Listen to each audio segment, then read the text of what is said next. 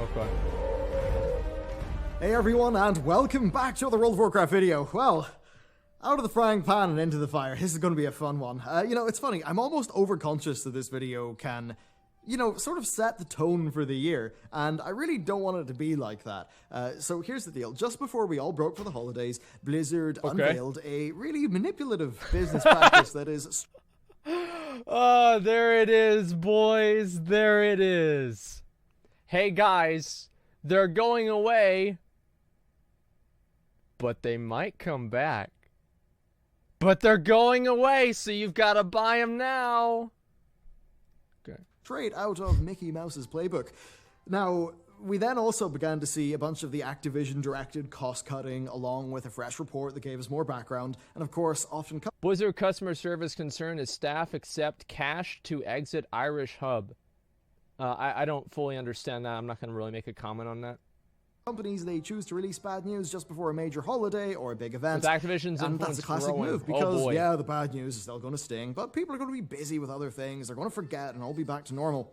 Well, while I technically was off work, I'm not letting Blizzard off the hook for this one. I think if this coming year for me was to have a theme, I think it would be honesty unpolished. As Blizzard begin to slip, it's just... Honesty unpolished. That is a great fucking way to say it. Honesty unpolished. I like that a lot. That sounds good. All the more important to just go directly in, just straightforward with them. But then equally, it's also important to not be carried away by any given narrative and be thrown in a direction. So I expect this will be a year both of strongly positive and strongly negative coverage, as really the company is just going from PR blunder to PR blunder. But while that's happening, BFA is poised for an 8-2 that, at least on paper, does seem to be going very much in the right direction. So Belluor is trying to be positive because obviously the video has a negative slant, but let's be honest, it's kind of disappointing whenever the only time that he's going to smile in this video is number one, whenever he's sad, and number two, whenever he's talking about the fact that the expansion might be good a year after it comes out on its second major content patch. Like, why did people play it for the first year if you've got to wait that long for it to be good? I mean, like, give it a fucking break. Let's kick off this extreme fun video with the Disney Vault, or sorry, should I say the Blizzard Archive, because yes, Blizzard Entertainment are emulating one of the most widely criticized business practices out there.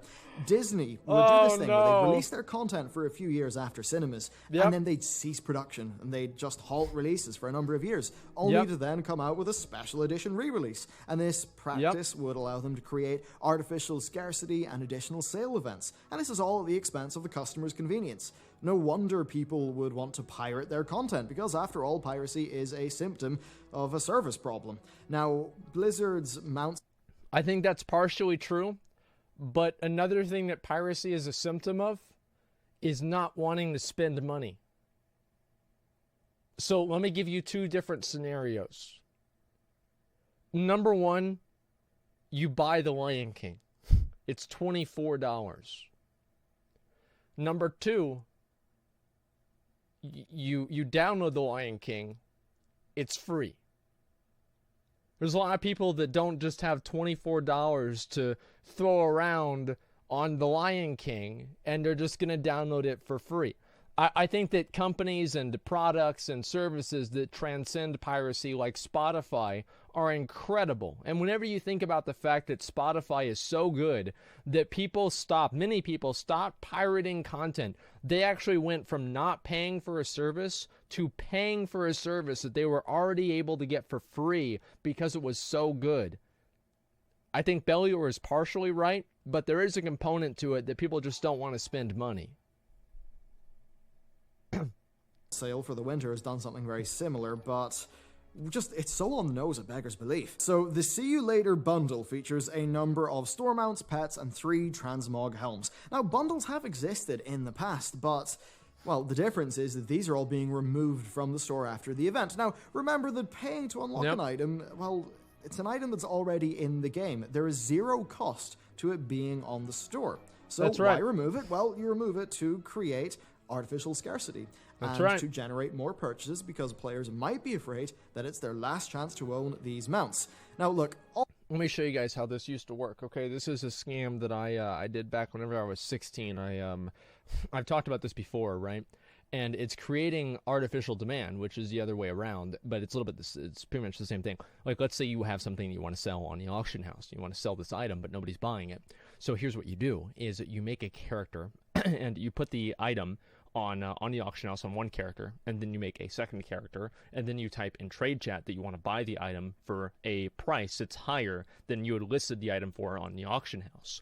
Some stupid fucking idiot that thinks he's smart is going to go into the auction house and buy your item and then try to sell it to you to make a quick buck. At that point, you just check on the auction house, you see if the auction is sold because you just search it again, and if it's sold, you log off and delete the character. Boom. There it is. Now, that's a scumbag move. But at the end of the day, you've got money in the bank. And that's why Blizzard's doing it. all sales is a form of manipulation. Hell, most things are a form of manipulation, be it stated or be it overt. Yep. But sometimes the level of manipulation crosses a commonly agreed upon moral threshold. And often that is a moral threshold that we legislate on. And, you know, we've made such things, some things illegal, such as, say, misleading customers. Now, this means that often companies need to have fine print. And, you know, that's great. We have the fine print. Yep. We know what's up. But the fine print of this bundle is just so funny because it's not even in, it's not in fine print. It is the footer of the announcement. So here's the quote. "We're sending 9 of our Blizzard shop and in-game store items into hibernation on January 6th. But before they go, you can purchase a time-limited bundle and save even more. Items in the See You Later bundle may return to the Blizzard shop and in-game shop at some point in the future." At some point. It's so clear. I mean, wow. These mounts are, you know, they're going into hibernation, but for no other reason than to aid a sale pitch. Remember that these mounts cost nothing to have in the store. It's not even like you download a file when you purchase them. The file's already on your computer. Now, when a new store mount is released, it gets a special feature on the store. So it's not like these old mounts are taking up that much visual space or taking away from the new mounts on the store. The reasoning behind this becomes even more apparent once you look at the mount ownership statistics. As for the, you know, the other stuff, it's a similar situation, but they're all... Yo, how much do you guys want to fucking bet that he saw this on my stream, dude? Look at this. Listen to what he's about to fucking say. Listen to this clown-ass garbage. Old, and they don't hold up visually to Blizzard's modern work. It's clear that these things were just not selling well, and Blizzard have realized that while they are in the store, they're not shifting copies, so in a move to increase their perceived value, they've just made them artificially scarce. Chances are that barely anyone actually wants these mounts, but because of the sales event and the fear of never being able to have them again, that's just going to tip people over the edge. And now, they're going to buy them. They likely will plan on selling these again. Like, there's the legal disclaimer is there. It's not called the Goodbye Bundle. It's called the See You Later Bundle. We'll see them later. Of that, I have little doubt. As the time on this promotion runs out... I never even thought of that. Please don't support this. If we reward these tactics by participating, we just encourage Blizzard to continue. And in a world where, you know, as we're going to see later in this video, in a world where stuff's a bit more controlled by the finance department, the last thing we should be doing is giving the finance department more ammunition. Now, look, I mentioned finances. Very true. So it's time to talk about the influence of Activision over Blizzard. Now, this comes once again from one of Jason Schreier's reports, which, you know, interesting. The first one was just his name was enough to make people throw it in the bin, which is kind of interesting because those people also seem to be the same people who are the harshest against Blizzard. Now, look, as I've said many times, his work is often very solid, especially his investigative work. Often, I don't know anything he does about make that. a bit of a tit out of himself on Twitter, that's for sure. But it's possible for someone to do both good and bad things. We shouldn't let those things cancel each other out. We shouldn't throw out the baby with the bathwater. Kotaku, yeah, they can publish a lot of trash, but they can also publish good things. So we need to take articles for, you know, what they are in isolation. And given what else we've heard, and the previous Blizzard article, and all the other investigative pieces, we like read Mass Effect that. I Andromeda remember and all that stuff.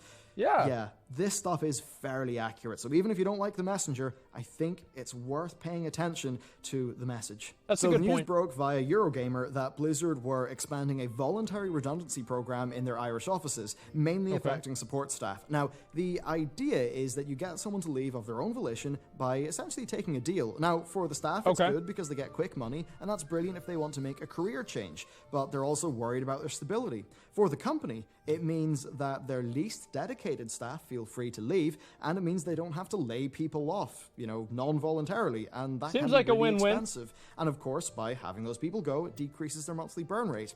Yeah. As a way of cutting costs, it's actually pretty great. And Yeah, it is that very doesn't seem bad. employee-friendly, but it's also a bit revealing. Now, if a company is in a severe financial situation, then, layoffs may happen. But if a company is in a position where it basically is financially secure, but wants to tighten up its operation, that's when you'll see a program like this. So it does not mean the Blizzard are going out of business, but it does mean that yes, they are looking to cut their long-term costs in non-development areas. Now, that's this obvious. program called Career... I mean, you look at it now, like, let's go ahead. I'm going to show something, okay? I got to put this person, I got to report this retard for spamming me. Okay, just a second. Let me show you guys something here, okay? Here, I'll turn this off. How do you put in a ticket nowadays? Like, you go in and you go to help, and let's see, knowledge base.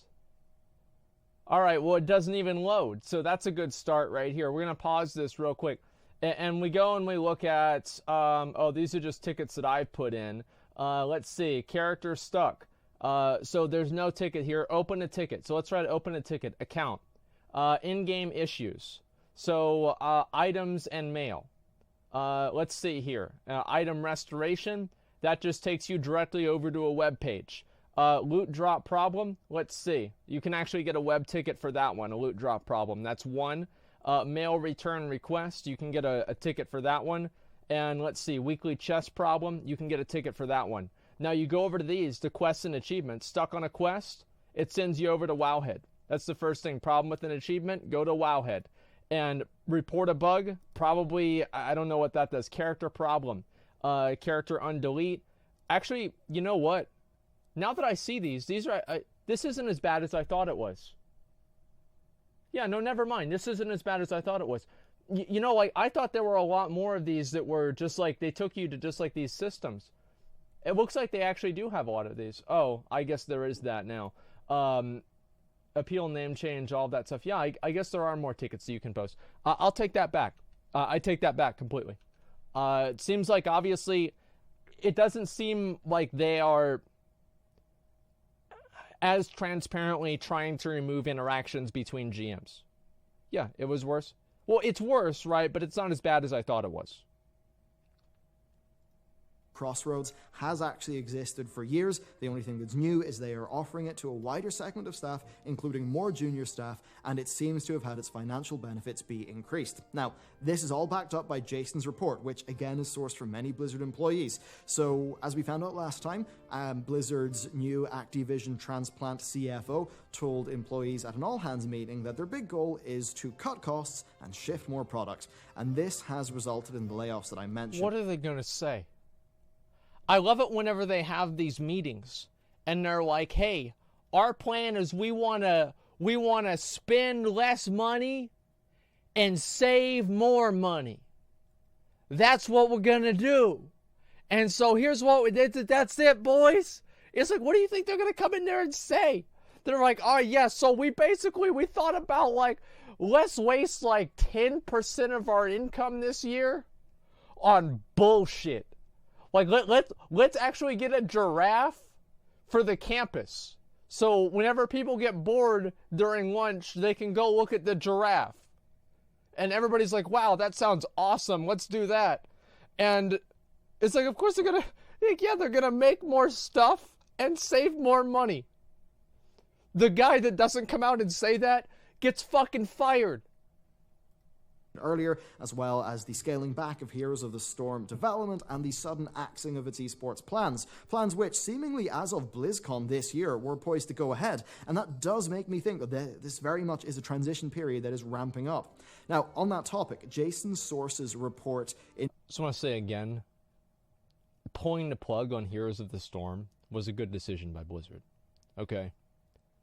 At a certain point, you have to realize that it's fucking dead. Stop injecting money into it and wasting everybody's fucking money. Pull the plug, it's done.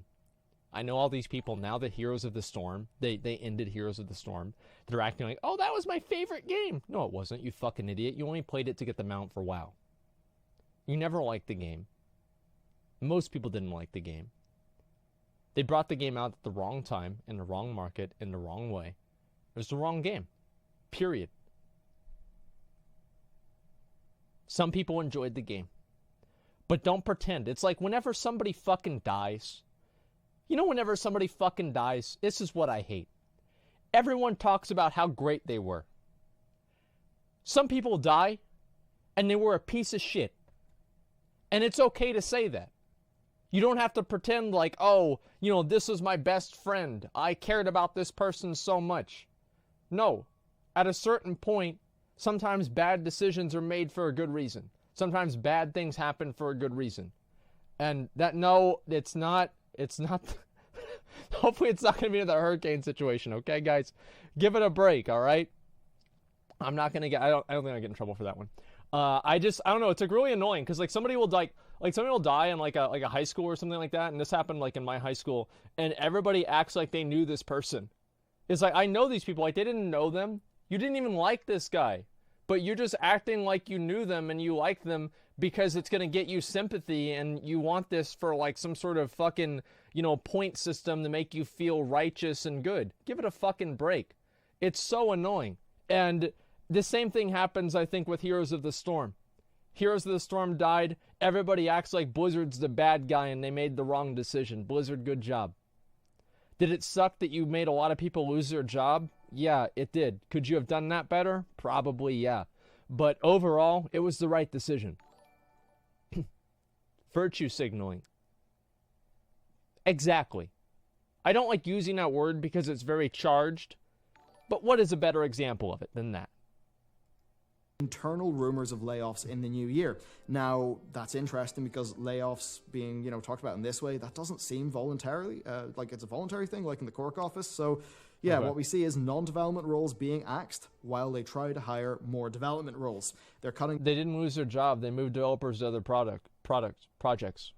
No, they moved them to the project of applying to unemployment. Like that's the project. Yeah, you're right. They did get moved to another project. They went from project working at Blizzard to project applying for unemployment. There it is. You're right. Costs, they're shifting more product. It's pretty clear that with Morheim out of the way and more Activision influence, they are just trying to tighten up their operation. Now, what does this mean for games, the developers at Blizzard, and BFA? Well, in Jason's most recent report, 3 sources talked about how the finance department has more power within Blizzard than ever. One source said that their people are now attending more meetings, especially meetings that they would not have previously been involved in. So it seems systematically that this is indicating that the finance team is being more integrated with lower and lower level decisions at Blizzard. Now, if that seems like a bit of a worrying thing, then I think you should really listen to the next source. So, here's the quote.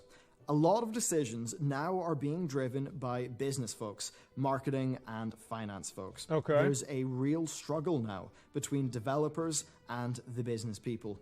Strategic decisions are being driven by the finance group.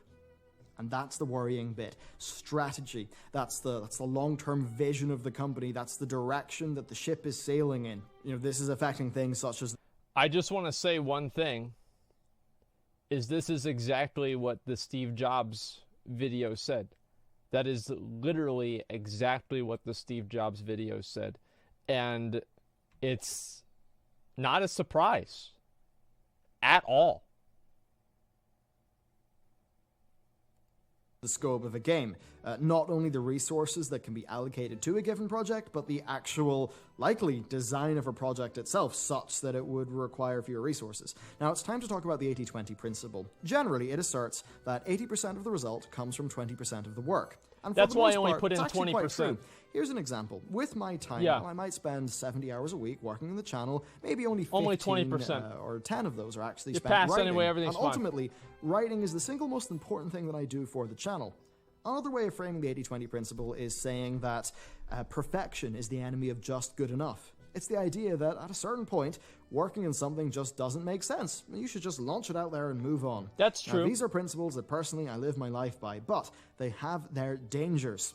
And I feel that I can make those calls because I intimately understand every aspect of what I'm doing with this channel and just in general, and why people watch my content. But moving back to Blizzard, well, if a developer is appraising their game, they'll be able to decently tell when they put enough work into something that they can put it out the door, to work out where those diminishing returns are for doing further work. But here's the problem.